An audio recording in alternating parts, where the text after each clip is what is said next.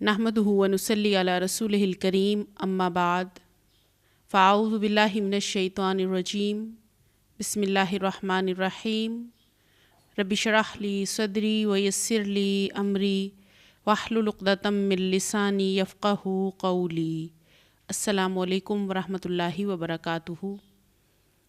छठा पारा ला युहिब्बुल्लाह। औज़ु बिल्लाहि मिनश शैतानिर रजीम बिस्मिल्लाहिर्रहमानिर्रहीम ला युहिब्बुल्लाहुल जहरा बिस्सूइ मिनल क़ौलि इल्ला मन ज़ुलिम व कानल्लाहु समीअन अलीमा। अल्लाह के नाम के साथ शुरू करते हैं जो बड़ा मेहरबान और निहायत रहम फरमाने वाला है।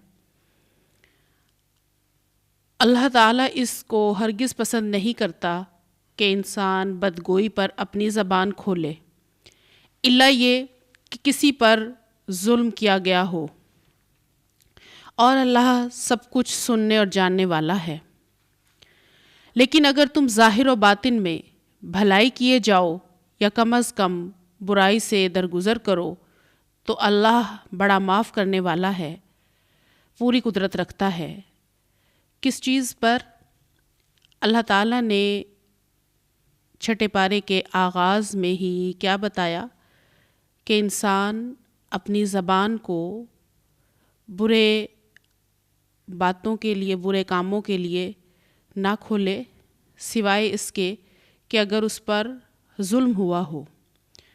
तो मज़लूम को ये हक़ है कि वो ज़ालिम के ख़िलाफ़ अपनी ज़बान खोले, और अल्लाह ताला की ये सिफ़त है कि वो माफ़ करने वाला है।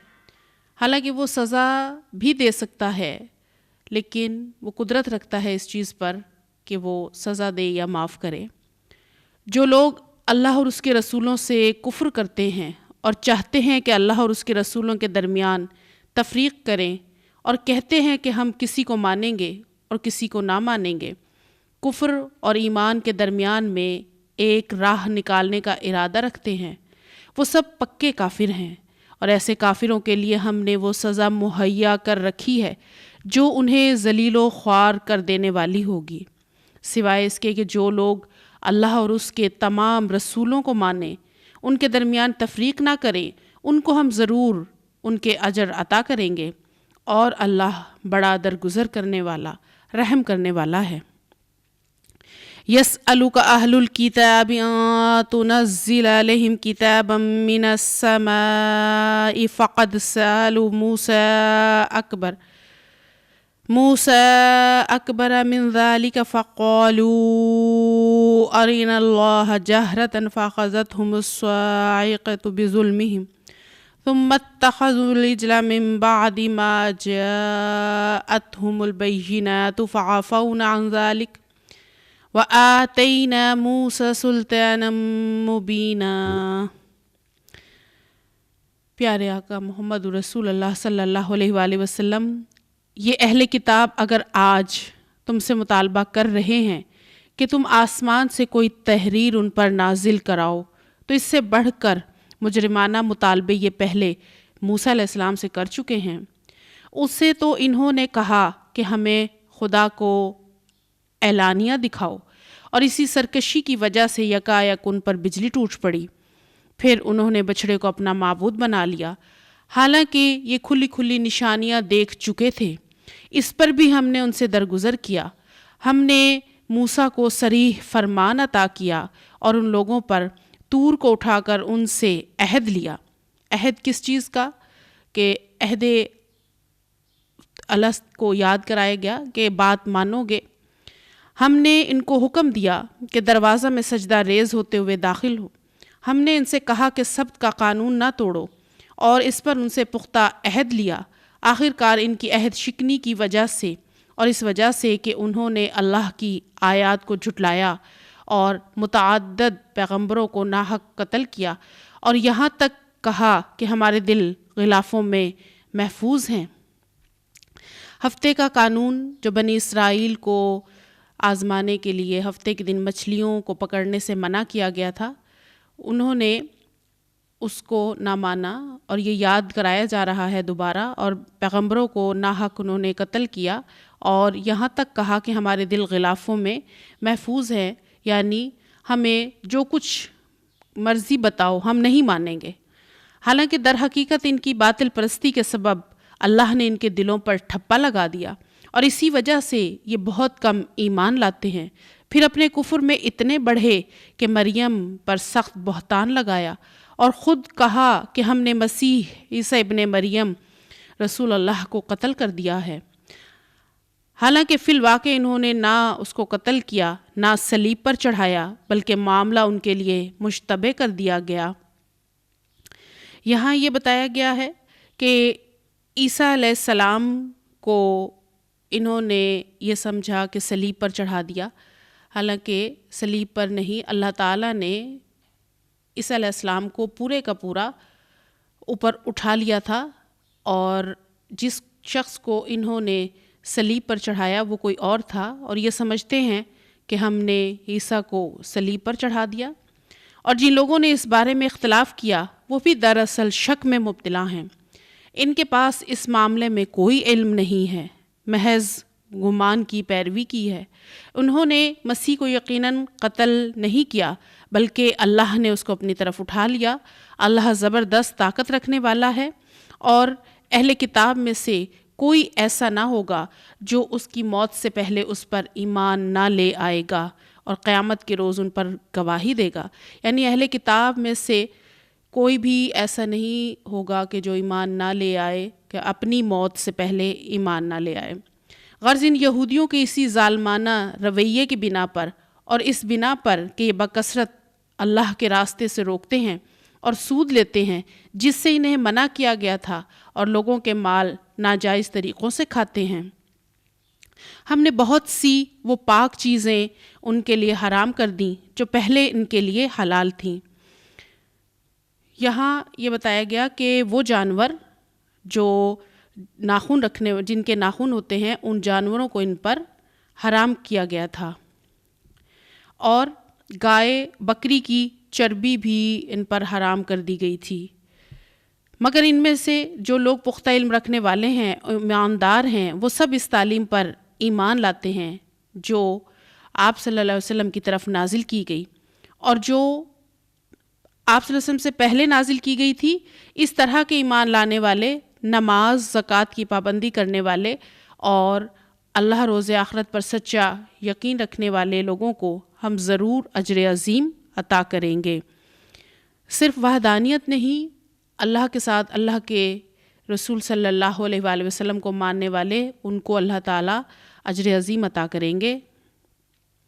اِنَّا أَوْحَيْنَا إِلَيْكَ كَمَا أَوْحَيْنَا إِلَى نُوحٍ وَالنَّبِيِّينَ مِن بَعْدِهِ وَأَوْحَيْنَا إِلَى إِبْرَاهِيمَ وَإِسْمَاعِيلَ وَإِسْحَاقَ وَيَعْقُوبَ وَالْأَسْبَاطِ وَعِيسَىٰ وَأَيُّوبَ وَيُونُسَ وَهَارُونَ وَسُلَيْمَانَ وَآتَيْنَا دَاوُودَ زَبُورًا۔ اور اے محبوب صلی اللہ علیہ وآلہ وسلم، ہم نے آپ کی طرف اس وحی بھیجی ہے جس طرح نوح اور اس کے بعد کے پیغمبروں کی طرف بھیجی تھی۔ ہم نے ابراہیم، اسماعیل، اسحاق، یعقوب اور اولاد یعقوب، عیسیٰ، ایوب، یونس، ہارون اور سلیمان علیہم السلام کی طرف وحی بھیجی۔ ہم نے داؤد کو زبور دی۔ ہم نے ان رسولوں پر بھی وحی نازل کی جن کا ذکر اس سے پہلے ہم تم سے کر چکے ہیں، اور ان رسولوں پر بھی جن کا ذکر تم سے نہیں کیا۔ ہم نے موسیٰ سے اس طرح گفتگو کی جس طرح گفتگو کی جاتی ہے۔ یہ سارے رسول خوشخبری دینے والے اور ڈرانے والے بنا کر بھیجے گئے تھے تاکہ ان کو مبعوث کر دینے کے بعد لوگوں کے پاس اللہ کے مقابلے میں کوئی حجت نہ رہے۔ یعنی تمام پیغمبروں کے بھیجنے کی ایک ہی غرض تھی، اور وہ غرض کیا تھی کہ اللہ تعالیٰ نوع انسانی پر اتمام حجت کرنا چاہتا ہے۔ یعنی جب اللہ کے سامنے جائیں تو کوئی عذر پیش نہ کر سکیں کہ ہم تو واقف تھے، ہمیں تو کچھ پتہ ہی نہیں تھا۔ اللہ تعالیٰ نے تمام پیغمبروں کو بتانے کے لیے اللہ کا پیغام بھیجا تاکہ تمام لوگوں تک اللہ کا پیغام پہنچ جائے۔ اور بہرحال غالب رہنے والا حکیم اور دانا اللہ تعالیٰ ہے، مگر اللہ گواہی دیتا ہے کہ اے نبی صلی اللہ علیہ وسلم، جو کچھ ہم نے نازل کیا ہے اپنے علم سے نازل کیا ہے، اور اس پر ملائکہ بھی گواہ ہیں۔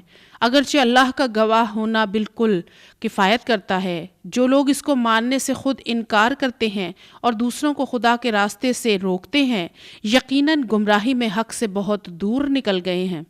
اس طرح جن لوگوں نے کفر و بغاوت کا طریقہ اختیار کیا اور ظلم و ستم پر اتر آئے، اللہ ان کو ہرگز معاف نہ کرے گا اور انہیں جہنم کے سوا کوئی راستہ نہ دکھائے گا جس میں وہ ہمیشہ رہیں گے۔ اللہ کے لیے کوئی مشکل کام نہیں۔ لوگو، یہ رسول تمہارے پاس تمہارے رب کی طرف سے حق لے کر آ گیا ہے، ایمان لے آؤ، تمہارے لیے ہی بہتر ہے، اور اگر انکار کرتے ہو تو جان لو کہ آسمانوں اور زمین میں جو کچھ ہے اللہ کا ہے، اور اللہ علیم بھی ہے، حکیم بھی۔ اے اہل کتاب، اپنے دین میں غلو نہ کرو۔ مریم اس کے سوا کچھ نہ تھا کہ عیسیٰ ابن مریم اللہ کا ایک رسول اور ایک فرمان تھا جو اللہ نے مریم کی طرف بھیجا، اور ایک روح تھی اللہ کی طرف سے جس نے مریم کے رحم میں بچے کی شکل اختیار کی۔ پس تم اللہ اور اس کے رسولوں پر ایمان لاؤ اور نہ کہو کہ تین ہیں، باز آ جاؤ، یہ تمہارے لیے بہتر ہے۔ اللہ تو بس ایک ہی خدا ہے، وہ پاک ہے اس سے کہ کوئی اس کا بیٹا ہو، اور زمین اور آسمانوں کی ساری چیزیں اس کی ملک ہیں، اور ان کی کفالت و خبر گیری کرنے کے لیے بس وہی کافی ہے۔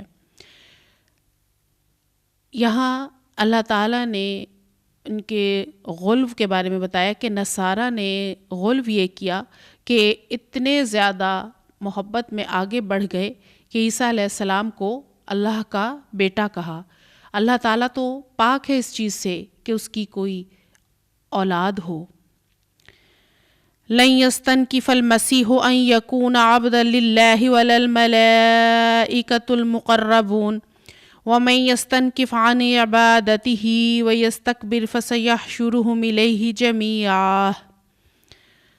مسیح نے کبھی اس بات کو برا نہیں سمجھا کہ وہ اللہ کا ایک بندہ ہو، اور نہ مقرب ترین فرشتے اس کو اپنے لیے برا سمجھتے ہیں۔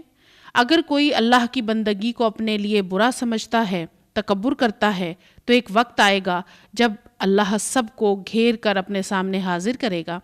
اس وقت وہ لوگ جنہوں نے ایمان لا کر نیک طرز عمل اختیار کیا ہے اپنے اجر پورے پورے پائیں گے، اور اللہ اپنے فضل سے ان کو مزید اجر عطا فرمائے گا۔ جن لوگوں نے بندگی کو عار سمجھا، تکبر کیا، ان کو اللہ دردناک سزا دے گا، اور اللہ کے سوا جن جن کی سرپرستی و مددگاری پر وہ بھروسہ رکھتے ہیں ان میں سے کسی کو بھی وہاں نہ پائیں گے۔ لوگو، تمہارے رب کی طرف سے تمہارے پاس ایک دلیل روشن آ گئی ہے، اور ہم نے تمہاری طرف ایسی روشنی بھیج دی جو تمہیں صاف صاف راستہ دکھانے والی ہے۔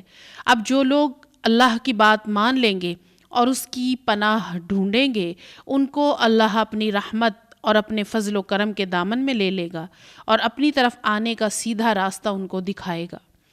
اے نبی صلی اللہ علیہ وآلہ وسلم، لوگ تم سے کلالہ کے معاملے میں فتویٰ پوچھتے ہیں۔ کہو، اللہ تمہیں فتویٰ دیتا ہے، اگر کوئی شخص بے اولاد مر جائے اور اس کی ایک بہن ہو تو وہ اس ترکے میں سے نصف پائے گی، اور اگر بہن بے اولاد مرے تو بھائی اس کا وارث ہوگا۔ اگر میت کی وارث دو بہنیں ہوں تو وہ ترکے میں سے 2/3 کی حقدار ہوں گی، اور اگر کئی بھائی بہنیں ہوں تو عورتوں کا اکہرا اور مردوں کا دوہرا حصہ ہوگا۔ اللہ تمہارے لیے احکامات کی وضاحت کرتا ہے تاکہ تم بھٹکتے نہ پھرو، اور اللہ ہر چیز کا علم رکھتا ہے۔ سورۃ النساء کے آخر میں جو کلالہ کے بارے میں کہا گیا، نبی پاک صلی اللہ علیہ وسلم سے کلالہ کے بارے میں پوچھتے ہیں، تو کلالہ اصل میں وہ میت کہ جو فوت ہو جائے اور اس کے والدین بھی نہ ہوں اور بہن اور اس کی اولاد بھی نہ ہو اور بہن بھائی میں سے کوئی ہو، تو ان کے جو ترکہ جو ان کی اس کی وراثت ہوگی اس کی تقسیم کے بارے میں بتایا گیا۔ سورۃ المائدہ، بسم اللہ الرحمن الرحیم۔ یا ایہا الذین آمنوا اوفوا بالعقود احلت لکم بہیمۃ الانعام الا ما یتلی علیکم غیر محل الصید وانتم حرم ان اللہ یحکم ما یرید۔ سورۃ المائدہ مدنی سورت۔ اللہ کے نام کے ساتھ شروع کرتے ہیں جو بڑا مہربان اور نہایت رحم فرمانے والا ہے۔ اے لوگو جو ایمان لائے ہو، بندشوں کی پوری پابندی کرو۔ تمہارے لیے مویشی کی قسم کے سب جانور حلال کیے گئے ہیں سوائے ان کے جو آگے چل کر تم کو بتائے جائیں گے، لیکن احرام کی حالت میں شکار کو اپنے لیے حلال نہ کر لو، بے شک اللہ جو چاہتا ہے حکم دیتا ہے۔ یہاں سورۃ الانعام کے سورۃ المائدہ کے شروع میں جو بتایا گیا کہ حدود اور قیود جو تم پر لگائی گئی ہیں پابندیاں، ان کی پوری پابندی کرو۔ اور انعام مویشی اس کا معنی ہے، اور اس میں اونٹ، گائے، بھیڑ، بکری کے لیے بولا جاتا ہے۔ اور مویشی کی قسم کے جو چرند چوپائے حلال کیے گئے ہیں، یعنی وہ سب جانور حلال ہیں جو مویشی کی نوعیت کے ہوں، جو کچلیاں نہ رکھتے ہوں، حیوانی غذا کی بجائے نباتی غذا کھاتے ہوں۔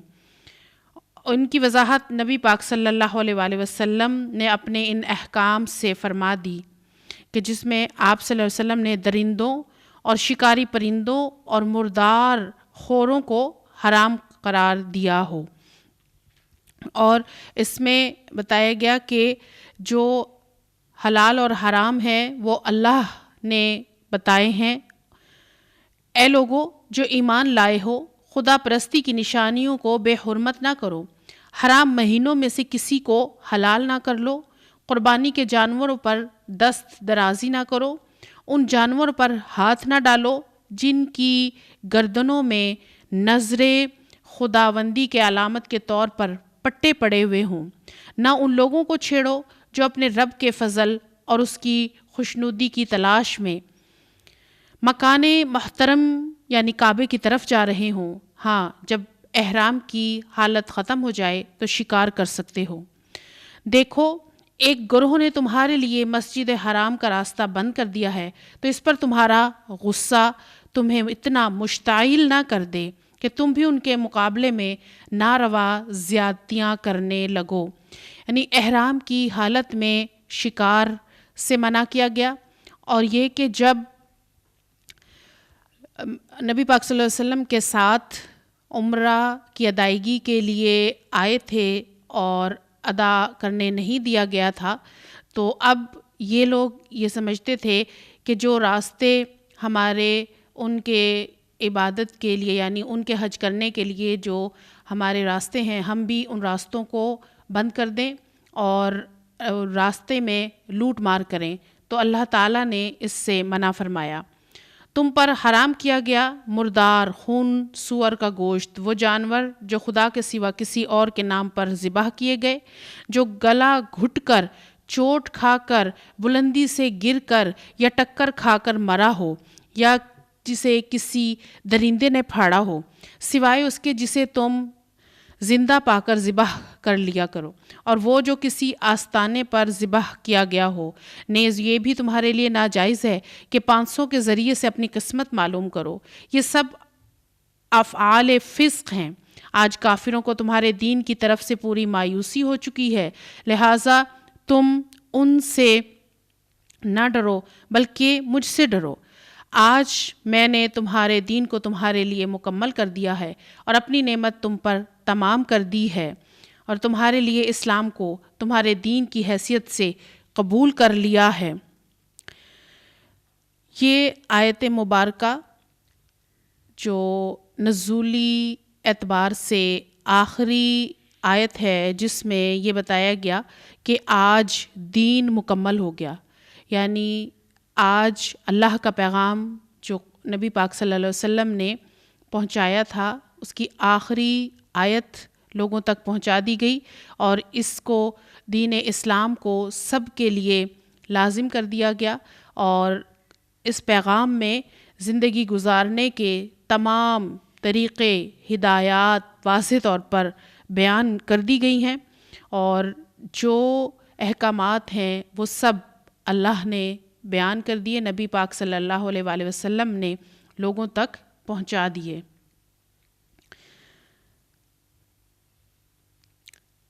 البتہ جو شخص بھوک سے مجبور ہو کر ان میں سے کوئی چیز کھا لے بغیر اس کے کہ گناہ کی طرف اس کا میلان ہو، تو بے شک اللہ معاف کرنے والا، رحم فرمانے والا ہے۔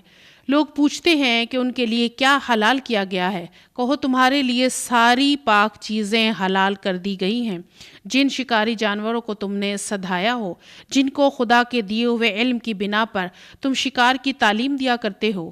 وہ جس جانور کو تمہارے لیے پکڑ رکھیں اس کو بھی تم کھا سکتے ہو، البتہ اس پر اللہ کا نام لے لو اور اللہ کا قانون توڑنے سے ڈرو، اللہ کو حساب لیتے دیر نہیں لگتی۔ یعنی جب شکار کے لیے چھوڑا جائے جانور کو تو چھوڑتے وقت اللہ کا نام لے کر اس کو چھوڑا جائے، اور جب وہ شکار اٹھا کر لائے تو شکار جو اٹھا کر لایا گیا ہے وہ زندہ ہو تو اسے ذبح کرتے وقت اللہ کا نام لیا جائے، یا یہ کہ جو جب چھوڑا جاتا ہے شکار اٹھا کر لانے کے لیے تو اس وقت اللہ کا نام لیا جاتا ہے تو وہ حلال ہے۔ آج تمہارے لیے ساری پاک چیزیں حلال کر دی گئی ہیں، اہل کتاب کا کھانا تمہارے لیے حلال ہے اور تمہارا کھانا ان کے لیے، اور محفوظ عورتیں بھی تمہارے لیے حلال ہیں، خواہ وہ اہل ایمان کے گروہ سے ہوں یا ان قوموں میں سے جن کو تم سے پہلے کتاب دی گئی تھی، بشرطے کہ تم ان کے مہر ادا کر کے نکاح میں ان کے محافظ بنو، یہ کہ آزاد شہوت رانی کرنے لگو یا چوری چھپے آشنائیاں کرو، اور جس کسی نے ایمان کی روش پر چلنے سے انکار کیا تو اس کا سارا کارنامہ زندگی ضائع ہو جائے گا اور آخرت میں وہ دیوالیہ ہوگا۔ یا ایہا الذین آمنوا اذا قمتم الی الصلاة فاغسلوا وجوہکم وأيديكم إلى المرافق وامسحوا برؤوسكم وأرجلكم إلى الكعبين وإن كنتم جنبا فاطهروا وإن كنتم مرضى أو على سفر أو جاء أحد منكم من الغائط أو لامستم النساء فلم تجدوا ماء فتيمموا سعيدا طيبا فامسحوا بوجوهكم وأيديكم منه ما يريد الله ليجعل عليكم من حرج ولكن يريد ليطهركم وليتم نعمته عليكم لعلكم تشكرون۔ اے لوگو جو ایمان لائے ہو، جب تم نماز کے لیے اٹھو تو چاہیے کہ اپنے منہ اور ہاتھ کوہنیوں تک دھو لو، سروں پر ہاتھ پھیر لو اور پاؤں ٹخنوں تک دھو لیا کرو۔ اگر جنابت کی حالت میں ہو تو نہا کر پاک ہو جاؤ، اور اگر بیمار ہو یا سفر کی حالت میں ہو یا تم میں سے کوئی شخص رفع حاجت کر کے آئے یا تم نے عورتوں کو ہاتھ لگایا ہو اور پانی نہ ملے تو پاک مٹی سے کام لو، بس اس پر ہاتھ مار کر اپنے منہ اور ہاتھوں پر مسح کر لو۔ اللہ تم پر زندگی کو تنگ نہیں کرنا چاہتا، مگر وہ چاہتا ہے کہ تمہیں پاک کرے اور اپنی نعمت تم پر تمام کر دے، شاید کہ تم شکر گزار بنو۔ یہاں اللہ تعالیٰ نے پانی نہ ملنے کی صورت میں بتایا ہے کہ پانی نہ ملے تو تیمم کر لو، اور تیمم پاک مٹی سے کرنا ہے، اور مٹی پر ہاتھ مار کر اپنے منہ، ہاتھوں اور سر پر مسح کر لیا جائے تو یہ تیمم وضو کے قائم مقام، لیکن اس صورت میں کہ جب پانی نہ ملے۔ اللہ نے تم کو جو نعمت عطا کی ہے اس کا خیال رکھو، اس پختہ عہد و ایمان کو نہ بھولو جو اس نے تم سے لیا ہے، یعنی تمہارا یہ قول کہ ہم نے سنا اور اطاعت قبول کی۔ اللہ سے ڈرو، اللہ دلوں کے راز تک جانتا ہے۔ اے لوگو جو ایمان لائے ہو، اللہ کی خاطر راستی پر قائم رہنے والے اور انصاف کی گواہی دینے والے بنو۔ کسی گروہ کی دشمنی تم کو اتنا مشتعل نہ کر دے کہ انصاف سے پھر جاؤ۔ عدل کرو، یہ خدا ترسی سے زیادہ مناسبت رکھتا ہے۔ اللہ سے ڈر کر کام کرتے رہو، جو کچھ تم کرتے ہو اللہ اس سے پوری طرح باخبر ہے۔ جو لوگ ایمان لائیں اور نیک عمل کریں، اللہ نے ان سے وعدہ کیا ہے کہ ان کی خطاؤں سے درگزر کیا جائے گا اور انہیں بڑا اجر ملے گا۔ رہے وہ لوگ جو کفر کریں اور اللہ کی آیات کو جھٹلائیں تو وہ دوزخ میں جانے والے ہیں۔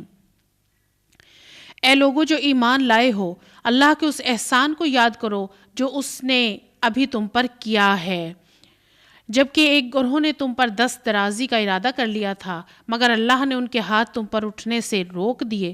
اللہ سے ڈر کر کام کرتے رہو اور اللہ ایمان رکھنے والوں کے زیادہ قریب ہے، اور ایمان والوں کو اللہ پر بھروسہ رکھنا چاہیے۔ وَلَقَدْ أَخَذَ اللَّهُ مِيثَاقَ بَنِي إِسْرَائِيلَ وَبَعَثْنَا مِنْهُمُ 12 نَقِيبًا وَقَالَ اللَّهُ إِنِّي مَعَكُمْ لَئِنْ أَقَمْتُمُ الصَّلَاةَ وَآتَيْتُمُ الزَّكَاةَ وَآمَنْتُمْ بِرُسُلِي وَعَزَّرْتُمُوهُمْ وَأَقْرَضْتُمُ اللَّهَ قَرْضًا حَسَنًا لَأُكَفِّرَنَّ عَنْكُمْ سَيِّئَاتِكُمْ وَلَأُدْخِلَنَّكُمْ جَنَّاتٍ تَجْرِي مِن تَحْتِهَا الْأَنْهَارُ فَمَنْ كَفَرَ بَعْدَ ذَلِكَ مِنْكُمْ فَقَدْ ضَلَّ سَوَاءَ السَّبِيلِ۔ اللہ نے بنی اسرائیل سے پختہ عہد لیا تھا اور ان میں 12 نقیب مقرر کیے تھے، اور ان سے کہا تھا کہ میں تمہارے ساتھ ہوں۔ اگر تم نے نماز قائم رکھی، زکوٰۃ دی اور میرے رسولوں کو مانا اور ان کی مدد کی اور اپنے خدا کو اچھا قرض دیتے رہے تو یقین رکھو کہ میں تمہاری برائیاں تم سے دور کر دوں گا اور ایسے باغوں میں داخل کروں گا جن کے نیچے نہریں بہتی ہوں گی۔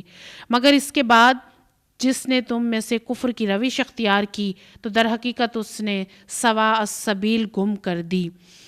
اس رکوع میں اللہ تعالیٰ نے جو بتایا بنی اسرائیل سے پختہ عہد لیا تھا، اور 12 نقیب سے مراد 12 قبیلے، جو بنی اسرائیل کے 12 قبیلے بنے تھے۔ ہر قبیلے نے اپنے پانی لینے کی جگہ کو پہچانا تھا۔ اب انہی 12 قبیلوں میں ایسے بھی لوگ مقرر کیے تھے جو ان کو بتائیں کہ اللہ کا کیا فرمان ہے، اللہ نے کیا فرمایا ہے، اور موسیٰ علیہ السلام نے وہ ساری شریعت احکامات ان کو بتائے تھے۔ نماز قائم کرنا، زکوٰۃ ادا کرنا، رسولوں کو ماننا اور اللہ کو اچھا قرض دینا، یعنی جو عمل کیا جائے گا تو اللہ تعالیٰ اسے قرض سمجھتے ہوئے واپس کرے گا، اور واپس کرے گا تو جنت میں داخل کرے گا، برائیاں ان کی ختم کر دے گا، اور ایسی جنت جس میں نہریں بہتی ہوں گی۔ مگر ان میں سے جنہوں نے نہ مانا، انہوں نے اپنے سیدھے راستے کو چھوڑ دیا اور برا راستہ اپنے لیے پسند کیا اور اس پر چلے۔ پھر یہ ان کا اپنے عہد کو توڑ ڈالنا تھا، جس کی وجہ سے ہم نے ان کو اپنی رحمت سے دور پھینک دیا اور ان کے دل سخت کر دیے۔ اب ان کا حال یہ ہے کہ الفاظ کا الٹ پھیر کر کے بات کو کہیں سے کہیں لے جاتے ہیں۔ جو تعلیم انہیں دی گئی تھی اس کا بڑا حصہ بھول چکے ہیں، اور آئے دن کسی نہ کسی خیانت کا پتہ چلتا رہتا ہے۔ ان میں سے بہت کم لوگ عیب سے بچے ہوئے ہیں، لہٰذا انہیں معاف کرو اور ان کی حرکات سے چشم پوشی کرتے رہو۔ اللہ ان لوگوں کو پسند کرتا ہے جو احسان کرتے ہیں۔ اسی طرح ہم نے ان لوگوں سے بھی پختہ عہد لیا تھا جنہوں نے کہا تھا کہ ہم نصارہ ہیں، مگر ان کو بھی جو سبق یاد کرایا گیا تھا اس کا ایک بڑا حصہ انہوں نے فراموش کر دیا۔ آخرکار ہم نے ان کے درمیان قیامت تک کے لیے دشمنی اور آپس کے بغض و عناد کا بیج بو دیا، اور ضرور ایک وقت آئے گا جب اللہ انہیں بتائے گا کہ وہ دنیا میں کیا کرتے رہے۔ اے اہل کتاب، ہمارا رسول تمہارے پاس آ گیا ہے جو کتاب الہی کی بہت سی ان باتوں کو تمہارے سامنے کھول رہا ہے جن پر تم پردہ ڈال رہے تھے اور بہت سی باتوں سے درگزر کر جاتا ہے۔ تمہارے پاس اللہ کی طرف سے روشنی آ گئی ہے اور ایک ایسی حق نما کتاب جس کے ذریعے سے اللہ تعالیٰ ان لوگوں کو جو اس کی رضا کے طالب ہیں سلامتی کے طریقے بتاتا ہے اور اپنے اذن سے ان کو اندھیروں سے نکال کر روشنی کی طرف لاتا ہے اور راہ راست کی طرف ان کی رہنمائی کرتا ہے۔ یقیناً کفر کیا انہوں نے جنہوں نے کہا کہ مسیح ابن مریم ہی خدا ہے۔ اے نبی صلی اللہ علیہ وآلہ وسلم ان سے کہو اگر خدا مسیح ابن مریم کو اور اس کی ماں اور تمام زمین والوں کو ہلاک کر دینا چاہے تو کس کی مجال ہے کہ اس کو اس ارادے سے باز رکھ سکے؟ اللہ تو زمین اور آسمانوں کی اور ان سب چیزوں کا مالک ہے جو زمین اور آسمانوں کے درمیان میں پائی جاتی ہیں۔ جو کچھ چاہتا ہے پیدا کرتا ہے اور اس کی قدرت ہر چیز پر حاوی ہے۔ عیسیٰ علیہ السلام کو بن باپ کے پیدا ہونے کی وجہ سے لوگوں نے ان کو خدا بنا ڈالا، حالانکہ اللہ تعالیٰ جس کو جس طرح چاہتا ہے پیدا کرتا ہے۔ کوئی اس بنا پر خدا نہیں بن سکتا کہ اسے غیر معمولی طور پر پیدا کیا گیا ہو، یعنی عیسیٰ علیہ السلام کو بغیر باپ کے پیدا کرنے کی وجہ سے انہوں نے عیسیٰ علیہ السلام کو اللہ کا بیٹا بنا دیا۔ اے اہل کتاب، ہمارا یہ رسول ایسے وقت تمہارے پاس آیا ہے اور دین کی واضح تعلیم تمہیں دے رہا ہے جبکہ رسولوں کی آمد کا سلسلہ ایک مدت سے بند تھا، تاکہ تم یہ نہ کہہ سکو کہ ہمارے پاس کوئی بشارت دینے والا اور ڈرانے والا نہیں آیا۔ سو دیکھو اب وہ بشارت دینے والا اور ڈرانے والا آ گیا اور اللہ ہر چیز پر قادر ہے۔ نبی پاک صلی اللہ علیہ وآلہ وسلم جو بشیر و نذیر آئے اور آپ صلی اللہ علیہ وآلہ وسلم اور عیسیٰ علیہ السلام کے درمیان جو تقریباً 600 سال کا وقفہ تھا کہ پیغمبر نہیں آئے تھے، اور اس دورانی وقفے کو فترۃ الرسل کہا جاتا ہے، اور نبی پاک صلی اللہ علیہ وآلہ وسلم خاتم النبیین آپ صلی اللہ علیہ وسلم کے بعد کوئی اور نبی نہیں آئے گا، اور جو یہ آپ صلی اللہ علیہ وسلم کی امت ہوگی آخری امت، اور کوئی بھی یہ اللہ کے سامنے نہیں کہہ سکے گا کہ ہمارے پاس کوئی ڈرانے والا نہیں آیا۔ اللہ تعالیٰ نے ہر قوم میں پیغمبر بھیجے۔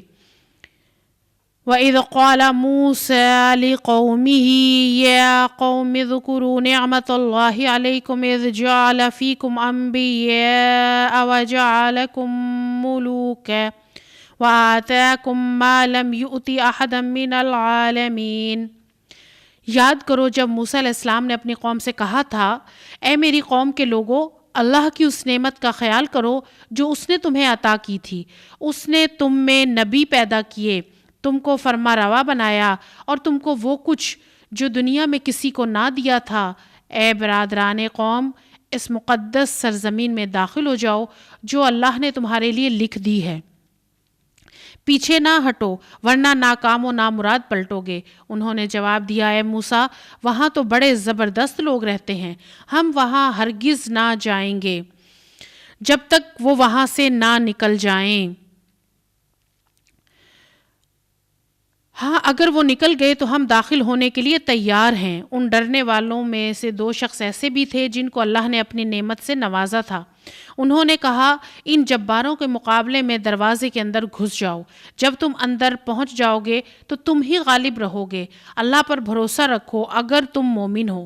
لیکن انہوں نے پھر یہی کہا کہ اے موسیٰ، ہم تو وہاں کبھی نہ جائیں گے، بس تم اور تمہارا رب دونوں جاؤ اور لڑو، ہم تو یہاں بیٹھے ہیں۔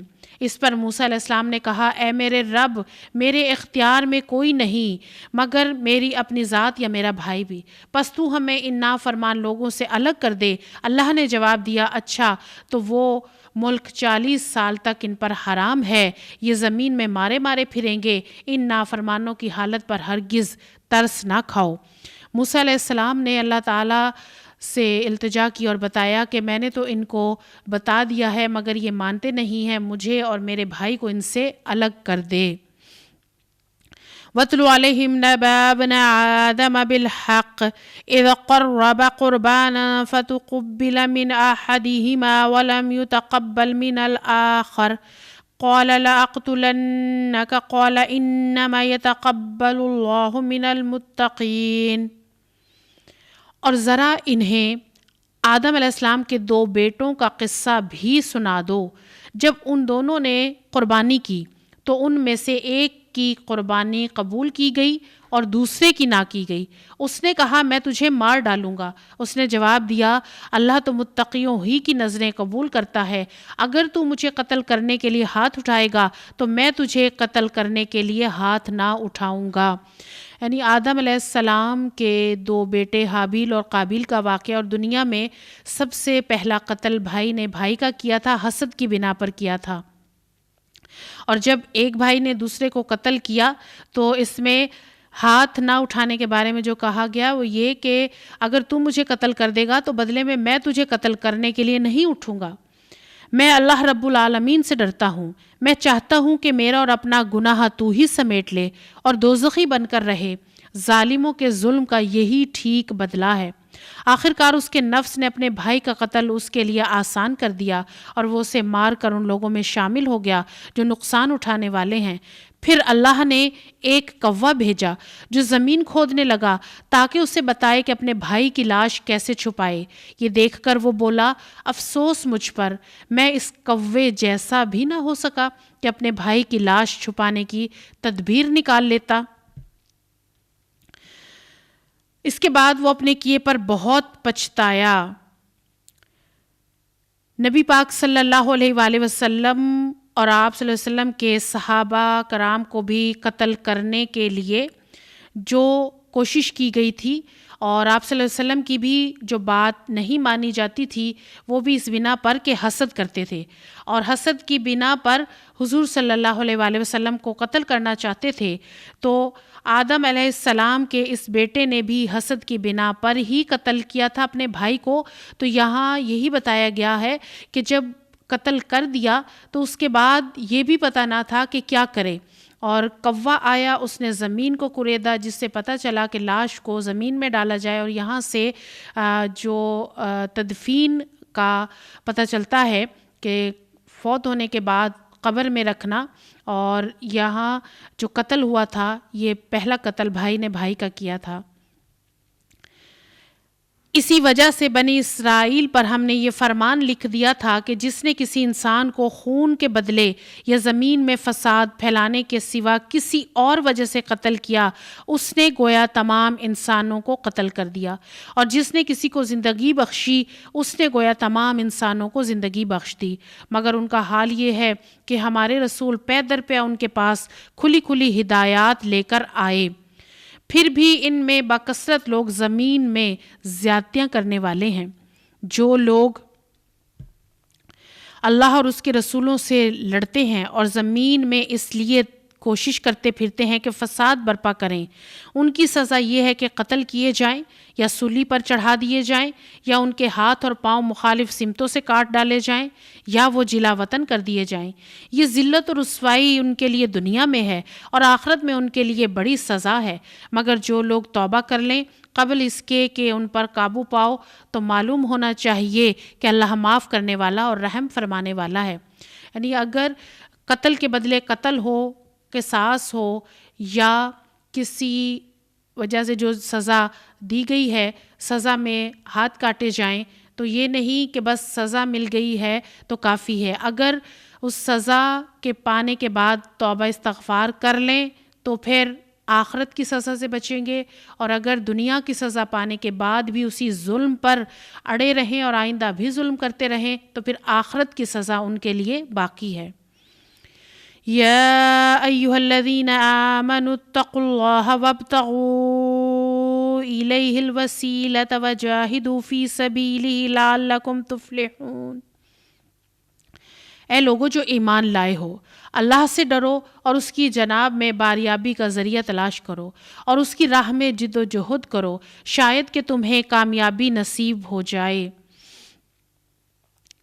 یعنی جو اللہ کی راہ میں لگا رہے اور ایسے اعمال کرے جس سے اللہ راضی ہو جائے، تو ان کی جد و جہد ان اللہ کا قرب پانے کے لیے اس سے فلاح پائیں گے، کامیاب ہو جائیں گے۔ خوب جان لو کہ جن لوگوں نے کفر کا رویہ اختیار کیا ان کے قبضہ میں ساری زمین کی دولت ہو اور اتنی ہی اور اس کے ساتھ، اور چاہے کہ اسے فدیہ میں دے کر قیامت کے عذاب سے بچ جائیں، تب بھی ان کی توبہ قبول نہ کی جائے گی اور انہیں دردناک سزا مل کر رہے گی۔ وہ چاہیں گے کہ دوزخ کی آگ سے نکل بھاگیں مگر نہ نکل سکیں گے، اور انہیں قائم رہنے والا عذاب دیا جائے گا۔ اور چور خواہ عورت ہو یا مرد، دونوں کے ہاتھ کاٹ دو، یہ ان کی کمائی کا بدلہ ہے اور اللہ کی طرف سے عبرتناک سزا۔ اللہ کی قدرت سب پر غالب ہے اور وہ دانا و بینا ہے۔ پھر جو ظلم کرنے کے بعد توبہ کرے اور اپنی اصلاح کر لے تو اللہ کی نظر عنایت اس پر پھر مائل ہو جائے گی۔ اللہ بہت درگزر کرنے والا اور رحم فرمانے والا ہے۔ کیا تم جانتے نہیں ہو کہ اللہ زمین اور آسمانوں کی سلطنت کا مالک ہے؟ جسے چاہے سزا دے اور جسے چاہے معاف کر دے، وہ ہر چیز کا اختیار رکھتا ہے۔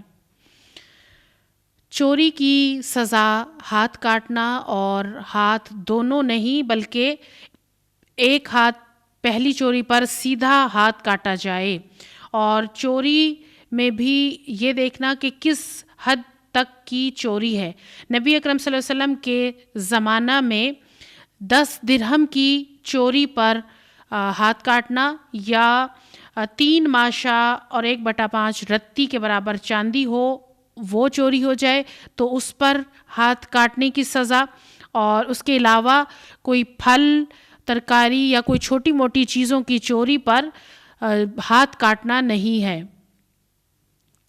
اے پیغمبر صلی اللہ علیہ وآلہ وسلم، تمہارے لیے باعث رنج نہ ہو کہ وہ لوگ جو کفر کی راہ میں بڑی تیزگامی دکھا رہے ہیں، خواہ وہ ان میں سے ہوں جو منہ سے کہتے ہیں کہ ہم ایمان لائے مگر ان کے دل ایمان نہیں لائے، یا ان میں سے جو یہودی ہیں جن کا حال یہ ہے کہ جھوٹ بولتے ہیں اور دوسروں کی خاطر، اور جو تمہارے پاس کبھی نہیں آئے، سن گن لیے پھرتے ہیں، کتاب اللہ کے الفاظ کو بدل دیتے ہیں، اصل معنی پھیر دیتے ہیں، اور لوگوں سے کہتے ہیں کہ اگر تمہیں یہ حکم دیا جائے تو مانو نہیں، اور جسے نہ ماننے کے بارے میں کہتے ہیں۔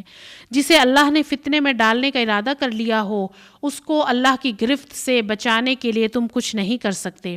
یہ وہ لوگ ہیں جن کے دلوں کو اللہ نے پاک کرنا نہیں چاہا، ان کے لیے دنیا میں رسوائی ہے اور آخرت میں سخت سزا۔ یہ جھوٹ سننے والے اور حرام کے مال کھانے والے ہیں، لہٰذا یہ تمہارے پاس آئیں تو تمہیں اختیار دیا جاتا ہے کہ چاہو ان کا فیصلہ کرو یا نہ کرو۔ انکار کر دو تو یہ تمہارا کچھ نہیں بگاڑ سکتے، اور اگر فیصلہ کرو تو ٹھیک ٹھیک انصاف کے ساتھ، کہ اللہ انصاف کرنے والوں کو پسند کرتا ہے۔ یہاں یہ بتایا گیا ہے کہ جس شخص کے اندر اللہ تعالیٰ کسی قسم کے برے میلانات کو دیکھتا ہے کہ وہ برائی کرتے ہیں اور اسی سے محبت کرتے ہیں، تو اس قسم کے مواقع ان کے پاس بار بار آتے رہتے ہیں اور وہ اسی میں پڑے رہتے ہیں، اور ان کو وہ برائیوں میں ہی آگے سے آگے بڑھتے چلے جاتے ہیں، اور یہی سب سے بڑا فتنہ ہے۔ اور یہ تمہیں کیسے حکم بناتے ہیں جبکہ ان کے پاس تورات موجود ہے جس میں اللہ کا حکم لکھا ہوا ہے، اور پھر یہ اس سے منہ موڑ رہے ہیں۔ اصل بات یہ ہے کہ یہ لوگ ایمان ہی نہیں رکھتے۔ یہودی جو ہیں وہ اپنے معاملات میں خود اپنے مذہبی قانون کے مطابق فیصلہ نہیں کرنا چاہتے تھے، اور فیصلہ کرانے کے لیے حضور صلی اللہ علیہ وآلہ وسلم کے پاس اس امید سے جاتے تھے کہ شاید آپ کی شریعت میں ان کے لیے کوئی اور دوسرا حکم موجود ہو، اس طرح وہ اپنے مذہبی قانون کی پیروی سے بچ جائیں، حالانکہ جو احکامات تورات میں تھے قرآن انہی احکامات کی تصدیق کرتا ہے۔ إِنَّا أَنزَلْنَا التَّوْرَاةَ فِيهَا هُدًى وَنُورٌ يَحْكُمُ بِهَا النَّبِيُّونَ الَّذِينَ أَسْلَمُوا لِلَّذِينَ هَادُوا وَالرَّبَّانِيُّونَ وَالْأَحْبَارُ بِمَا اسْتُحْفِظُوا مِنْ كِتَابِ اللَّهِ وَكَانُوا عَلَيْهِ شُهَدَاءَ فَلَا تَخْشَوُا النَّاسَ وَاخْشَوْنِي وَلَا تَشْتَرُوا بِآيَاتِي ثَمَنًا قَلِيلًا وَمَن لَّمْ يَحْكُم بِمَا أَنزَلَ اللَّهُ فَأُولَٰئِكَ هُمُ الْكَافِرُونَ۔ ہم نے تورات نازل کی جس میں ہدایت اور روشنی تھی۔ سارے نبی جو مسلم تھے اسی کے مطابق ان یہودیوں کے معاملات کا فیصلہ کرتے تھے، اور اسی طرح ربانی، کیونکہ انہیں کتاب اللہ کی حفاظت کا ذمہ دار بنایا گیا تھا، اور وہ اس پر گواہ تھے کہ تم لوگوں سے نہ ڈرو بلکہ مجھ سے ڈرو، میری آیات کو ذرا ذرا سے معاوضے پر تھوڑی قیمت لے کر بیچنا چھوڑ دو۔ جو لوگ اللہ کے نازل کردہ قانون کے مطابق فیصلہ نہ کریں وہی کافر ہیں۔ یہاں بتایا گیا کہ جو بھی احکامات تورات میں تھے قرآن ان کی تصدیق کرتا ہے، اور جو ان کے ربانی اور احبار، اس سے مراد ربانی سے مراد علماء اور احبار سے مراد فقہا، جو فیصلہ کرتے تھے، اور اس میں منع کیا جا رہا ہے کہ اے لوگوں کوئی ایسی بات نہ کرو، کوئی ایسے فتوے نہ دو جس سے لوگوں کو راضی کرنا مقصود ہو، لوگوں کی مرضی کے مطابق فتوے دے کر تھوڑی قیمت پر میری آیات کو نہ بیچو، نذرانے لے کر لوگوں کی مرضی کے مطابق فتوے نہ دو، اگر ایسا کرو گے تو کفر کرو گے۔ تورات میں ہم نے یہودیوں کو یہ حکم لکھ دیا تھا کہ جان کے بدلے جان، آنکھ کے بدلے آنکھ، ناک کے بدلے ناک، کان کے بدلے کان، دانت کے بدلے دانت، اور تمام زخموں کے لیے برابر کا بدلہ۔ پھر جو قصاص کا صدقہ کر دے تو وہ اس کے لیے کفارہ ہے۔ جو لوگ اللہ کے نازل کردہ قانون کے مطابق فیصلہ نہ کریں وہی ظالم ہیں۔ یعنی تورات میں بھی یہی تھا کہ بدلہ، قصاص، اور اگر کوئی قصاص نہ لے اور معاف کر دے تو یہ معاف کرنا ان کی طرف سے صدقہ ہے۔ پھر ہم نے ان پیغمبروں کے بعد مریم کے بیٹے عیسیٰ کو بھیجا۔ تورات میں سے جو کچھ اس کے سامنے موجود تھا وہ اس کی تصدیق کرنے والا تھا، اور ہم نے اس کو انجیل عطا کی جس میں رہنمائی اور روشنی تھی، اور وہ بھی تورات میں سے جو کچھ اس وقت موجود تھا اس کی تصدیق کرنے والی تھی، اور خدا ترس لوگوں کے لیے سراسر ہدایت اور نصیحت تھی۔ ہمارا حکم تھا کہ انجیل اس قانون کے مطابق فیصلہ کریں جو اللہ نے نازل کیا ہے، اور جو لوگ اللہ کے نازل کردہ قانون کے مطابق فیصلہ نہ کریں وہی فاسق ہیں۔ اللہ تعالیٰ نے ان لوگوں کے حق میں جو خدا کے نازل کردہ قانون کے مطابق فیصلہ نہ کریں تو 3 حکم ثابت کیے ہیں۔ نمبر 1 یہ کہ وہ کافر ہیں، دوسرا یہ کہ وہ ظالم ہے، اور تیسرا یہ کہ وہ فاسق ہیں جو حکم الہی کے خلاف فیصلہ کریں۔ اور یہی احکامات تورات، سب سے پہلی کتاب جو موسیٰ علیہ السلام پر نازل ہوئی، تورات کا معنی قانون، اور اس کے بعد زبور جو حضرت داؤد علیہ السلام پر نازل ہوئی، زبور کا معنی ہے بھاری ضخیم موٹی کتاب، اور اس کے بعد انجیل جو حضرت عیسیٰ علیہ السلام پر نازل ہوئی، انجیل کا معنی ہے خوشخبری۔ ان تمام کتابوں میں یہی احکامات تھے، اور قرآن جو آخری کتاب ہے اور ان تمام کتابوں کی تصدیق کرتا ہے، اور جو کوئی بھی اس کے مطابق فیصلہ نہ کرے تو وہ فاسق ہیں۔ پھر اے نبی صلی اللہ علیہ وسلم، ہم نے تمہاری طرف یہ کتاب برحق بھیجی ہے، الکتاب میں سے جو کچھ اس کے آگے موجود ہے اس کی تصدیق کرنے والی، محافظ و نگہبان ہے، لہٰذا تم خدا کے نازل کردہ قانون کے مطابق لوگوں کے معاملات کا فیصلہ کرو، اور جو حق تمہارے پاس آیا ہے اس سے منہ موڑ کر ان کی خواہشات کی پیروی نہ کرو۔ ہم نے ہر ایک کے لیے ایک شریعت اور ایک راہ عمل مقرر کی۔ اگرچہ تمہارا خدا چاہتا تو تم سب کو ایک امت بھی بنا سکتا تھا، لیکن اس نے یہ اس لیے کیا کہ جو کچھ اس نے تم لوگوں کو دیا ہے اس میں تمہاری آزمائش کرے، لہٰذا بھلائیوں میں ایک دوسرے سے آگے نکلنے کی کوشش کرو۔ آخر کار تم سب کو خدا کی طرف پلٹ کر جانا ہے، پھر وہ تمہیں اصل حقیقت بتا دے گا جس میں تم اختلاف کرتے رہے ہو۔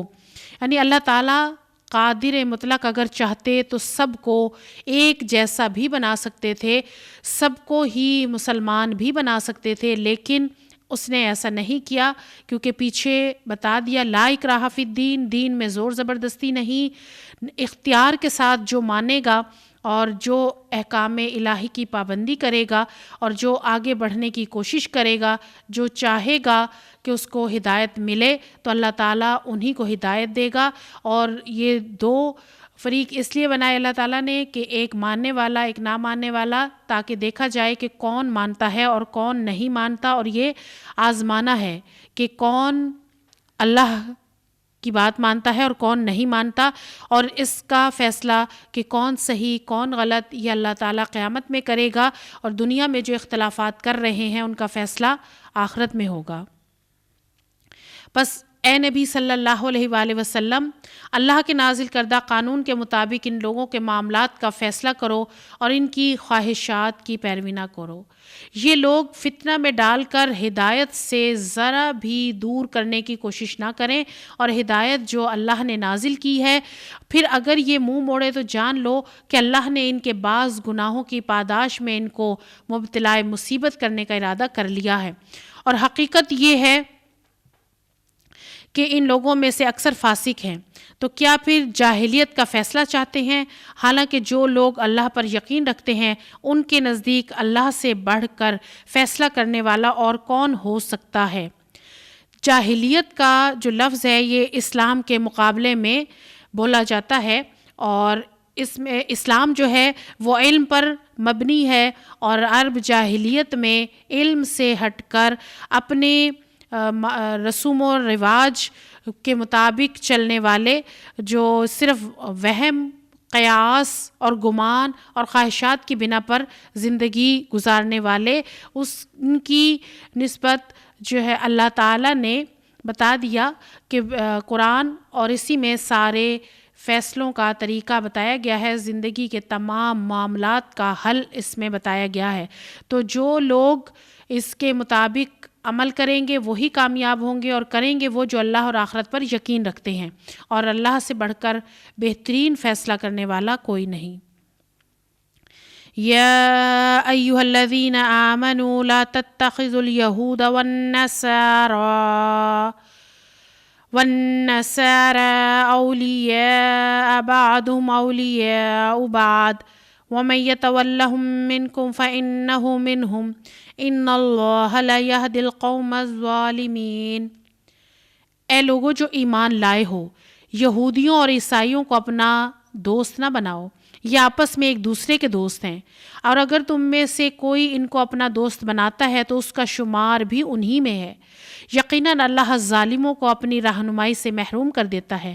تم دیکھتے ہو کہ جن لوگوں کے دلوں میں نفاق کی بیماری ہے وہ انہی میں دوڑ دھوپ کرتے ہیں، کہتے ہیں ہمیں ڈر لگتا ہے کہ کہیں ہم کسی مصیبت کے چکر میں نہ پھنس جائیں، مگر بعید نہیں کہ جب تمہیں فیصلہ کن فتح بخشے گا یا اپنی طرف سے کوئی اور بات ظاہر کرے گا تو یہ لوگ اپنے اس نفاق پر جسے یہ دلوں میں چھپائے ہوئے ہیں نادم ہوں گے، اور وقت اہل ایمان کہیں گے کیا یہ وہی لوگ ہیں جو اللہ کے نام سے کڑی کڑی قسمیں کھا کر یقین دلاتے تھے ہم تمہارے ساتھ ہیں۔ ان کے سب اعمال ضائع ہو گئے اور آخر کار یہ ناکام و نامراد ہو کر رہے۔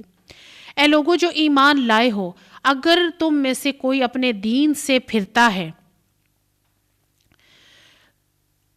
اللہ اور بہت سے لوگ ایسے پیدا کر دے گا جو اللہ کو محبوب ہوں گے، اور اللہ ان کو محبوب ہوگا جو مومنوں پر نرم اور کفار پر سخت ہوں گے، جو اللہ کی راہ میں جد و جہد کریں گے اور کسی ملامت کرنے والے کی ملامت سے نہ ڈریں گے۔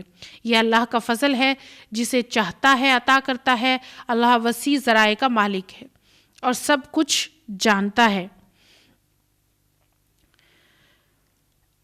اس آیت میں جو اللہ تعالیٰ نے یہ بتایا ہے کہ مومنوں پر نرم ہونا، تو مومنوں پر نرم ہونے کا مطلب یہ ہے کہ ایک شخص اہل ایمان کے مقابلے میں اپنی طاقت کبھی استعمال نہ کرے، اور اپنی ذہانت، ہوشیاری اور قابلیت کا کسی دوسرے پر دبانے کے لیے زور نہ ڈالے، اور مسلمان اپنے درمیان ہمیشہ نرم خو، رحم دل، حلیم اور ایک دوسرے کے ہمدرد ہی ہوں گے۔ اور کفار پر سخت ہونے کا مطلب یہ ہے کہ ایک مومن اپنے ایمان کی پختگی، دینداری، خلوص، اپنے اصول کی مضبوطی، سیرت کی طاقت اور ایمان کی فہم و فراست کی وجہ سے مخالفین اسلام کے مقابلے میں پتھر کی چٹان کی طرح مضبوط ہوں گے، اور انہیں اپنے مقام سے ہٹایا نہ جائے گا اور وہ کسی بھی وجہ سے پیچھے نہیں ہٹیں گے۔ تمہارے رفیق تو حقیقت میں صرف اللہ اور اللہ کا رسول ہے۔ وہ اہل ایمان ہیں جو نماز قائم کرتے ہیں، زکوٰۃ دیتے ہیں، اللہ کے آگے جھکنے والے ہیں، اور جو اللہ رسول اور اہل ایمان کو اپنا دوست بناتے ہیں اسے معلوم ہو کہ اللہ کی جماعت ہی غالب رہنے والی ہے۔ یعنی جو اللہ اور اللہ کے رسول سے محبت کرتے ہیں اور ایک دوسرے کے ساتھ مل کر زندگی گزارتے ہیں، ایک دوسرے کو نیکیوں پر ابھارتے ہیں، تو اللہ کی وہ جماعت غالب رہے گی جب آپس میں جڑ کر رہیں گے۔ یا ایھا الذین آمنوا لا تتخذوا الذین اتخذوا دینکم ہزوا ولعبا من الذین اوتوا الکتاب من قبلکم والکفار اولیاء واتقوا اللہ ان کنتم مؤمنین۔ اے لوگو جو ایمان لائے ہو، تمہارے پیش رو اہل کتاب میں سے جن لوگوں نے تمہارے دین کو مذاق اور تفریح کا سامان بنا لیا ہے، انہیں اور دوسرے کافروں کو اپنا دوست اور رفیق نہ بناؤ۔ اللہ سے ڈرو اگر تم مومن ہو۔ جب تم نماز کے لیے منادی کرتے ہو تو وہ اس کا مذاق اڑاتے ہیں اور اس سے کھیلتے ہیں۔ یعنی جو اللہ رسول سے محبت کرنے والے ہیں وہ تو ایک دوسرے کا ساتھ دیتے ہیں، ایک دوسرے کو نیکی پر بھلائی پر ساتھ لے کر چلتے ہیں، نماز کے لیے ایک دوسرے کے ساتھ جماعت کے ساتھ نماز ادا کرتے ہیں، مگر جو دین کو مذاق بناتے ہیں، دین کا مذاق بنانا کیا کہ اپنی مرضیاں کرتے ہیں، اور جو اذان کو سن کر مذاق اڑاتے ہیں، اذان کے الفاظ جو کچھ کے کچھ کر دیتے ہیں، نقلیں اتارتے ہیں، مذاق اڑاتے ہیں، تو ایسے لوگوں کے بارے میں بتایا گیا ہے کہ وہ عقل نہیں رکھتے، اس لیے ایسا کرتے ہیں۔ ان سے کہو اہل کتاب، تم جس بات پر ہم سے بگڑے ہوئے ہو وہ اس کے سوا اور کیا ہے کہ ہم اللہ پر اس دین کی تعلیم پر ایمان لے آئیں جو ہماری طرف نازل ہوئی ہے، اور ہم سے پہلے بھی نازل ہوئی تھی، اور تم میں سے اکثر لوگ فاسق ہیں۔ پھر کہو کیا میں ان لوگوں کی نشاندہی کروں جن کا انجام خدا کے ہاں فاسقوں کے انجام سے بھی بدتر ہے؟ وہ جن پر خدا نے لعنت کی، جن پر اس کا غضب ٹوٹا، جن میں سے بندر اور سور بنائے گئے، جنہوں نے طاغوت کی بندگی کی، ان کا درجہ اور بھی زیادہ برا ہے، اور وہ اس سبیل سے بہت زیادہ بھٹکے ہوئے ہیں۔ جب یہ تم لوگوں کے پاس آتے ہیں تو کہتے ہیں کہ ہم ایمان لائے، حالانکہ کفر لیے ہوئے آئے تھے اور کفر ہی لیے ہوئے واپس گئے، اور اللہ خوب جانتا ہے جو کچھ یہ دلوں میں چھپائے ہوئے ہیں۔ تم دیکھتے ہو کہ ان لوگوں میں سے بکثرت لوگ گناہ، ظلم، زیادتی کے کاموں میں دوڑ دھوپ کرتے ہیں اور حرام کے مال کھاتے ہیں۔ بہت بری حرکات ہیں جو یہ کر رہے ہیں۔ کیوں ان کے علماء اور مشائخ انہیں گناہ پر زبان کھولنے اور حرام کھانے سے نہیں روکتے؟ یقیناً بہت ہی برا کارنامہ زندگی ہے جو وہ تیار کر رہے ہیں۔ یہودی کہتے ہیں کہ اللہ کے ہاتھ بندھے ہوئے ہیں، باندھے گئے ان کے ہاتھ اور لعنت پڑی ان پر جو یہ کہتے ہیں۔ اللہ کے ہاتھ تو کشادہ ہیں، جس طرح چاہتا ہے خرچ کرتا ہے۔ عربی محاورہ ہے اس کے مطابق یہ کہنا کہ ہاتھ بندھے ہوئے، اور اس سے مراد یہ کہ بخیل، اور اللہ تعالیٰ کو انہوں نے کہا کہ اللہ کے ہاتھ بندھے ہوئے ہیں، یعنی اللہ عطا اور بخشش نہیں کرتا، تو یہ غلط باتیں اپنے منہ سے نکالتے ہیں، اور بخل میں تو یہ خود مبتلا ہیں۔ دنیا میں اپنے بخل اور اپنی تنگ دلی کے لیے یہ ضرب المثل بن گئے ہیں، اور یہ اللہ کے لیے ایسے الفاظ ادا کرتے ہیں۔ حقیقت یہ جو بات کہہ رہے ہیں یہ اللہ کی طرف سے نہیں، یہ خود اپنی طرف سے باتیں کرتے ہیں اور باطل اور سرکشی میں پڑے ہوئے ہیں۔ اور ہم نے ان کے درمیان قیامت تک کے لیے عداوت اور دشمنی ڈال دی ہے۔ جب کبھی یہ جنگ کی آگ بھڑکاتے ہیں اللہ اس کو ٹھنڈا کر دیتا ہے۔ یہ زمین میں فساد پھیلانے کی کوشش کرتے ہیں مگر اللہ فساد برپا کرنے والوں کو ہرگز پسند نہیں کرتا۔ اگر یہ اہل کتاب ایمان لے آتے اس سرکشی کے بعد اور خدا ترسی کی روش اختیار کرتے تو ہم ان کی برائیاں ان سے دور کر دیتے اور ان کو نعمت بھری جنتوں میں پہنچاتے۔ کاش انہوں نے تورات اور انجیل اور دوسری کتابوں کو قائم کیا ہوتا جو ان کے رب کی طرف سے ان کے پاس بھیجی گئی تھی۔ ایسا کرتے تو ان کے لیے اوپر سے رزق برستا اور نیچے سے ابلتا۔ اگرچہ ان لوگوں میں کچھ راست رو بھی ہیں لیکن ان کی اکثریت سخت بد عمل ہے۔ یا ایھا الرسول بلغ ما انزل الیک من ربک وان لم تفعل فما بلغت رسالته واللہ یعصمک من الناس ان اللہ لا یہدی القوم الکافرین۔ اے پیغمبر صلی اللہ علیہ وسلم، جو کچھ تمہارے رب کی طرف سے تم پر نازل کیا گیا ہے وہ لوگوں تک پہنچا دو۔ اگر تم نے ایسا نہ کیا تو پیغمبری کا حق ادا نہ کیا۔ اللہ تم کو لوگوں کے شر سے بچانے والا ہے۔ یقین رکھو کہ وہ کافروں کو کامیابی کی راہ ہرگز نہ دکھائے گا۔ صاف کہہ دو کہ اہل کتاب تم ہرگز اصل پر نہیں، جبکہ تورات اور انجیل اور دوسری کتابوں کو قائم نہ کرو جو تمہاری طرف تمہارے رب کی طرف سے نازل کی گئی ہیں۔ ضرور ہے کہ یہ فرمان جو تم پر نازل کیا گیا ہے ان میں سے اکثر کی سرکشی اور انکار کو اور زیادہ بڑھا دے گا، مگر انکار کرنے والوں کے حال پر کچھ افسوس نہ کرو۔ یقین جانو کہ یہاں کسی کی اجارہ داری نہیں ہے، مسلمان ہوں یا یہودی، سابی ہوں یا عیسائی، جو بھی اللہ اور روز آخرت پر ایمان لائے گا، نیک عمل کرے گا، بے شک اس کے لیے کسی قسم کا خوف اور رنج نہ ہوگا۔ یعنی یہاں یہ بتایا گیا کہ صرف کسی گروہ سے ہو جانا یا یہودی، سابی، عیسائی ہو جانا کافی نہیں، اصل میں نیک اعمال چاہیے جو اللہ کے حکم کے مطابق اور نبی صلی اللہ علیہ وسلم کی سنت کے مطابق عمل کریں گے، وہی کامیاب ہوں گے اور کامیاب ہو کر جنت میں داخل ہوں گے جہاں کسی قسم کا کوئی خوف رنج نہ ہوگا۔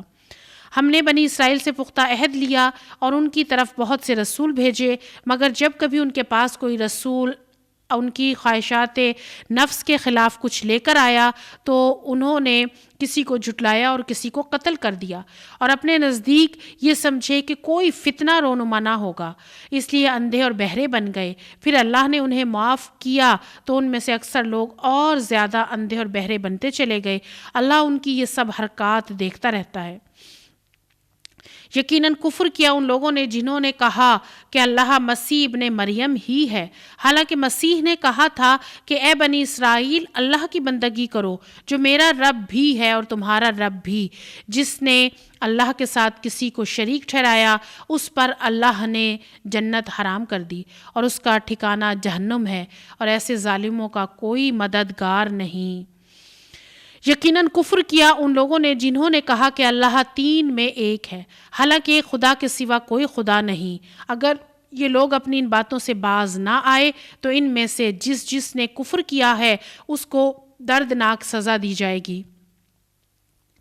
پھر کیا یہ اللہ سے توبہ نہ کریں گے اور اس سے معافی نہ مانگیں گے؟ اللہ بہت درگزر فرمانے والا، رحم کرنے والا ہے۔ مسیح ابن مریم اس کے سوا کچھ نہیں کہ بس ایک رسول تھا۔ اس سے پہلے اور بھی بہت سے رسول گزر چکے۔ اس کی ماں ایک راست باز عورت تھی اور وہ دونوں کھانا کھاتے تھے۔ دیکھو ہم کس طرح ان کے سامنے حقیقت کی نشانیاں واضح کرتے ہیں، پھر دیکھو یہ کدھر الٹے پھرے جاتے ہیں۔ یہاں عقیدہ الوہیت جو الوہیت مسیح کی تردید کی گئی ہے کہ مسیح کے بارے میں اگر کوئی یہ معلوم کرنا چاہے کہ فی الحقیقت وہ کیا تھا تو ان علامات سے بالکل غیر مشتبہ طور پر معلوم کر سکتا ہے کہ وہ ایک انسان جو ایک عورت کے پیٹ سے پیدا ہوئے اور جس کا شجرہ نسب تک موجود ہے، اور جو انسانی جسم رکھتا تھا اور جو انسان کے لیے مخصوص ہوتا ہے، وہ کھاتا پیتا تھا، گرمی سردی محسوس کرتا تھا، جسے عیسائیوں کے اپنے بیان کے مطابق شیطان کے ذریعے سے آزمائش میں بھی ڈالا گیا۔ تو یہاں یہ بتایا گیا کہ یہ خدائی شریک نہیں ہے، نہ عیسیٰ علیہ السلام اللہ کے بیٹے ہیں، عیسیٰ علیہ السلام تو اللہ کے بندے اور رسول ہیں۔ ان سے کہو کیا تم اللہ کو چھوڑ کر اس کی پرستش کرتے ہو جو نہ تمہارے لیے نفع نقصان کا اختیار رکھتا ہے، حالانکہ سب کے سننے والا، سب کچھ جاننے والا تو اللہ ہی ہے۔ کہو اے اہل کتاب، اپنے دین میں ناحق غلو نہ کرو اور ان لوگوں کے تخیلات کی پیروی نہ کرو جو تم سے پہلے خود گمراہ ہوئے اور بہت سو کو گمراہ کیا، سواء السبیل سے بھٹک گئے۔ بنی اسرائیل میں سے جن لوگوں نے کفر کی راہ اختیار کی، ان پر داؤد اور عیسیٰ ابن مریم کی زبان سے لعنت کی گئی، کیونکہ وہ سرکش ہو گئے تھے اور زیادتیاں کرنے لگے تھے۔ انہوں نے ایک دوسرے کو برے افعال کے ارتکاب سے روکنا چھوڑ دیا تھا۔ برا طرز عمل تھا جو انہوں نے اختیار کیا۔ آج تم ان میں باکثرت ایسے لوگ دیکھتے ہو جو اہل ایمان کے مقابلے میں کفار کی حمایت کرتے ہیں۔ یقیناً بہت برا انجام ہے جس کی تیاری ان کے نفسوں نے ان کی ہے۔ اللہ ان پر غضبناک ہو گیا ہے اور وہ دائمی عذاب میں مبتلا ہونے والے ہیں۔ مگر فی الواقع یہ لوگ اللہ اور پیغمبر اور اس چیز کے ماننے والے ہوتے ہیں جو پیغمبر پر نازل ہوئی۔ تو کبھی اہل ایمان کے مقابلے میں کافروں کو اپنا دوست نہ بناؤ، مگر ان میں سے تو اکثر لوگ خدا کی اطاعت سے نکل چکے ہیں۔ تم اہل ایمان کی دشمنی میں سب سے زیادہ سخت یہود اور مشرکین کو پاؤ گے، اور ایمان لانے والوں کے لیے دوستی میں قریب تر ان لوگوں کو پاؤ گے جنہوں نے کہا کہ ہم نصارہ ہیں۔ یہ اس وجہ سے کہ ان میں عبادت گزار عالم اور تارک الدنیا فقیر پائے جاتے ہیں اور ان میں غرور نفس نہیں ہے۔ یہاں یہ بتایا گیا ہے کہ ہر قوم کا جو بگاڑ ہوتا ہے وہ چند افراد سے جو شروع میں کرتے ہیں، اور اگر قوم کا اجتماعی ضمیر زندہ ہو تو بگڑے ہوئے افراد کو بھی دبا دیا جاتا ہے۔ اگر قوم کے یہ افراد جو سستی کرنا شروع کر دیں اور غلط کاموں میں پڑے رہیں اور منع کرنے کی بجائے خود بھی برائی کریں اور دوسروں کو بھی اسی طرف متوجہ کریں، تو رفتہ رفتہ وہی خرابی جو چند افراد کے اندر تھی وہ بڑھتے بڑھتے آگے زیادہ لوگوں میں پھیل جاتی ہے۔ اور بنی اسرائیل کے بگاڑ کی وجہ بھی یہی تھی کہ انہوں نے اپنے آپ کو روکا نہیں اور دوسرے لوگ بھی ان کے ساتھ مل کر برائیاں کرتے چلے گئے۔ اور یہاں بتایا گیا ہے کہ نبی پاک صلی اللہ علیہ وسلم سے اور اہل ایمان سے یہود دشمنی میں بہت سخت تھے اور نصارہ کم تھے، اور اللہ کی بات ماننے والے اور تارک الدنیا جو وہی جو نبی پاک صلی اللہ علیہ وسلم سے اور آپ صلی اللہ علیہ وسلم کے دوستوں سے محبت کرنے والے تھے۔